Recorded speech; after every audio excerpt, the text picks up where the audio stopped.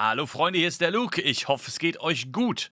Normalerweise mache ich ja Content über Battlefield, fast ausschließlich. In diesem Video geht es aber jetzt mal um ein anderes Game. Auch wenn es sehr ähnlich ist wie Battlefield, es ist nicht Battlefield. Es ist World War III.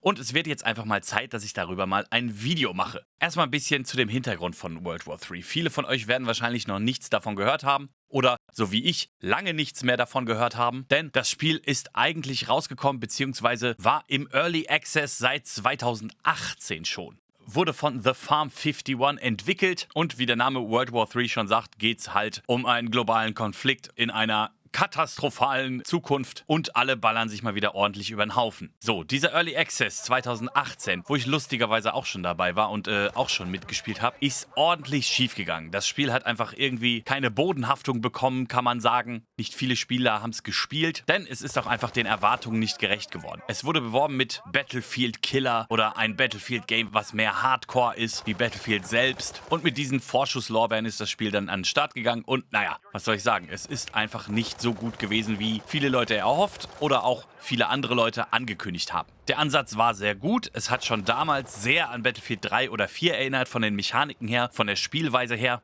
Der Kernmodus erinnerte doch sehr, sehr stark an Eroberung von Battlefield. Man muss also Punkte erobern und halten auf einer Karte. Im Idealfall natürlich mehr als der Gegner, sodass man dann mehr Punkte bekommt und das Match im Endeffekt gewinnt. Ganz einfach, kennen wir schon seit den Anfängen von Battlefield. Genauso lief das auch in World War III. Aber die Technik hinter dem Spiel war einfach nicht so ausgereift. Es spielte sich nicht so flüssig. Die Frames waren nicht gut. Die Grafik ist so, naja, das Movement, das Schießen, alles war so ein bisschen semi-gut. Deswegen ist das Spiel irgendwie ganz schnell wieder in der Versenkung verschwunden. Es gab immer viele Ankündigungen für neue Patches und Verbesserungen, die irgendwie nie so richtig kamen. Und deswegen habe ich das Game auch dann lange Zeit aus den Augen verloren, bis vor einer Woche. Aber dazu kommen wir gleich. Im Juni 2020 hat Farm 51 dann einen Relaunch geplant. Da ist dann auch ein anderer Publisher mit eingestiegen, etc. pp. Außerdem wurde es angeblich ein bisschen weggetragen von diesem Hardcore-Gedanken, obwohl ich finde, dass die TTK zum Beispiel immer noch sehr, sehr, sehr, sehr schnell ist. Und deswegen finde ich, kann man dieses Hardcore-Label da schon noch gut platzieren auf dem Spiel. Naja, und so gab es halt dann diesen Relaunch. Jetzt ist das Spiel sogar Free-to-Play. Ich weiß nicht ganz genau, wie lange das schon so ist, ob schon ab dem Relaunch oder erst später. Auf jeden Fall kann sich das jetzt jeder runterladen und es zocken. Das ist schon mal ein riesen Pluspunkt für so ein Spiel, was halt versucht irgendwie Fuß zu fassen, weil natürlich so viel mehr Leute es einfach ausprobieren.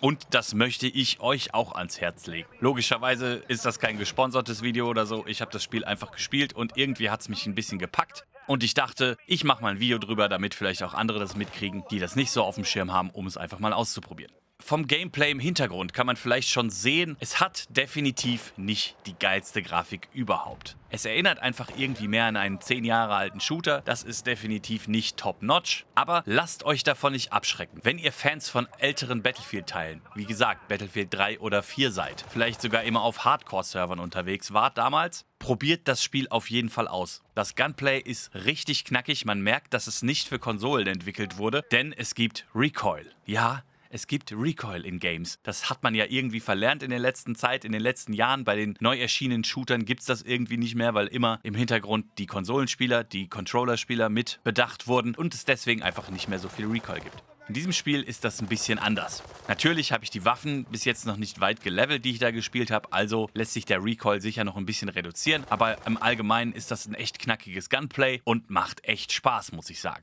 Zurzeit gibt es bei World War III 7 Karten. Das ist einmal DMZ, Gobi,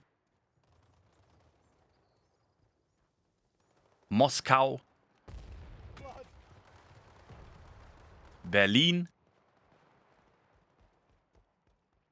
Warschau, Smolensk und Poljani.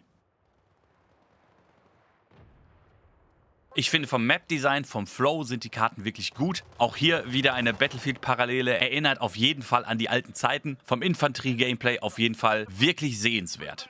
Außerdem hat man echt viel zu grinden, man kann viel freispielen, neue Attachments für Waffen, neue Waffen natürlich auch. Zum Beispiel muss man erstmal ein bisschen spielen, damit man überhaupt eine gescheite Sniper-Klasse kriegt, die dann irgendwann freigeschaltet wird mit dem ersten Gewehr. Und Snipen. Oh, habt ihr gerne gesniped früher in Battlefield? Snipen ist einfach göttlich in diesem Spiel. Macht einfach richtig Spaß, muss ich sagen.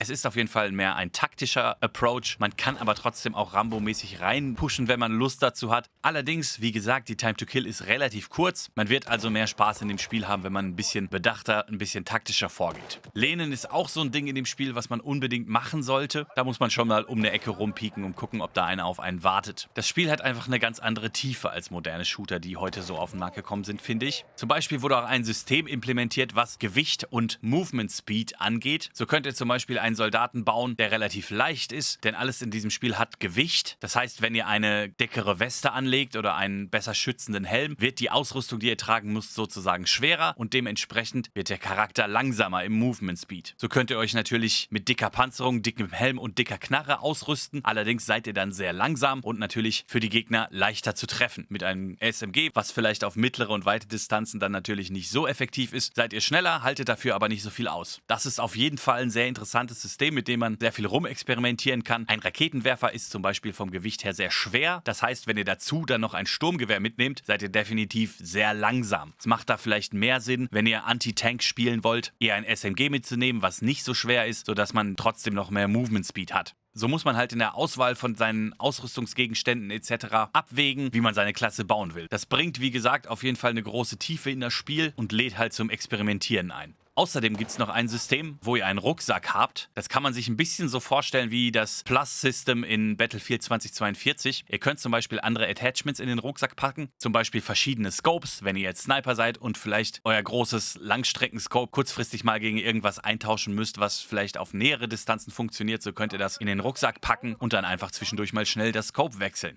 Die Plätze da drin sind natürlich auch begrenzt und das kostet auch wieder Gewicht. Also ihr merkt schon, man kann da sehr viel rumprobieren und es ist auf jeden Fall irgendwie ein sehr interessantes System. Und natürlich wäre es auch kein Battlefield-Klon, wenn es nicht auch hier Fahrzeuge geben würde. Das ist allerdings hier in dem Spiel ein bisschen anders geregelt. Denn zum Beispiel einen Leopard 1 Panzer könnt ihr euch mit Punkten verdienen, den ihr dann anfordern könnt. Also hier wurde so ein bisschen dieses Killstreak-System von Call of Duty implementiert. Ihr verdient also, während ihr in einer Runde seid, Punkte, mit denen ihr verschiedene Dinge anfordern könnt. Zum Beispiel gibt es da Drohnen oder auch Bomben oder Stealth-Bomber-Angriffe und unter anderem halt auch Panzer, die ihr anfordern könnt und die ihr dann fahren könnt. Ich habe es einmal geschafft, den Leopard 1 anzufordern. Allerdings muss ich sagen, das Gameplay in den Fahrzeugen war irgendwie ein bisschen seltsam. Also ich glaube, da muss man sich extrem dran gewöhnen. Ich hatte genug mit dem Infanterie-Gameplay zu tun, deswegen habe ich das jetzt noch nicht so rausgefunden. Das ist vielleicht ein kleiner Minuspunkt. Dieses Fahrzeug-Gameplay hat mich nicht so gecatcht. Aber das kann sich ja noch verbessern. Oder wenn viele Leute dieses Spiel unterstützen, gibt es ja vielleicht auch einen nächsten Teil, wo das Ganze dann irgendwie cooler gelöst ist. Helikopter gibt es auch. Da bin ich allerdings nicht dazu gekommen. Die kann man sich auch sicher mit irgendeiner Killstreak-artigen Belohnung freischalten und dann anfordern. Dazu bin ich aber nicht gekommen, denn die hatte ich noch nicht freigeschaltet. Wenn man ein bisschen über diese grafischen Unzulänglichkeiten von dem Spiel hinwegsehen kann, wird man auf jeden Fall Spaß in dem Spiel haben. Ich glaube, ich werde es auf jeden Fall noch öfters mal ausprobieren, weil auch einfach dieser Grind, dieses Freispielen von den ganzen Dingen einen irgendwie catcht und man Bock hat, da ein bisschen mehr zu grinden. Schreibt mir auf jeden Fall mal in die Kommentare, ob ihr Bock auf sowas habt, ob ihr früher von dem Spiel schon mal gehört habt und es auch wieder aus den Augen verloren habt, so wie ich. Und wenn ihr es dann mal ausprobiert habt, kommt auf jeden Fall zurück in die Kommentare und schreibt mal, wie ihr es gefunden habt. Und ich denke, vor allem für Battlefield-Veteranen, die mit den moderneren, neueren Battlefield-Teilen nicht so viel anfangen konnten, ist das auf jeden Fall eine lohnenswerte Alternative, da mal reinzuschauen. Ich hoffe, euch hat das Video gefallen. Lasst auf jeden Fall einen Daumen nach oben da, wenn ihr Bock habt. Abonniert auch gerne meinen Kanal und ich hoffe, wir sehen uns beim nächsten Video oder auch in einem von meinen Streams. Tschüss!